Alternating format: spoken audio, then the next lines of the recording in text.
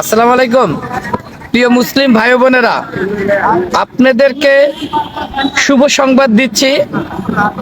একদম সরজমিনে মাঠে এসে আগামী 18ই জানুয়ারি 2025 ইং তারিখে বর্তমান সময়ের আলোচিত জনপ্রিয় ইসলামিক চিন্তাবিদ, বিশিষ্ট তাফসীরকারক জনাব ডক্টর মিজানুর রহমান আজহারী লালমনিরহাট জেলায় তাফসীর করতে আগমন করছেন। আপনারা দেখতে পাচ্ছেন মাঠের প্রস্তুতির পর্ব দেখতে পাচ্ছেন। বন্ধুরা, আমরা যারা লালমনিরহাট জেলার শহরবাসী, অন্তত পৌরসভা যারা বসবাস করি, প্রত্যেকেই ওই দিন স্বেচ্ছাসেবীর ভূমিকা পালন করব এবং প্রত্যেকেই এক একজন সৈনিক হিসেবে থাকব, যাতে লক্ষ লক্ষ মানুষ বিভিন্ন জেলা থেকে আগমন করবে।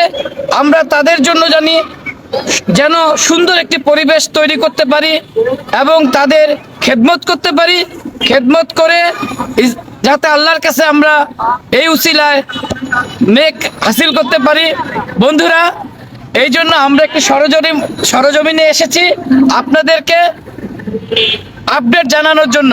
আপনারা অবশ্যই কার্যক্রম দেখে বুঝতে পারছেন যে কাজ এগিয়ে যাচ্ছে।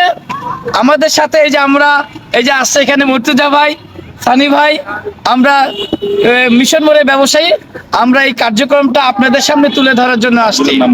আপনারা সকলেই আসবেন 18ই জানুয়ারি সরদ্দি মাঠে। মূল স্টেজ থাকবে এবং অনেকেই প্রশ্ন করছে যে এই মাঠে হবে না।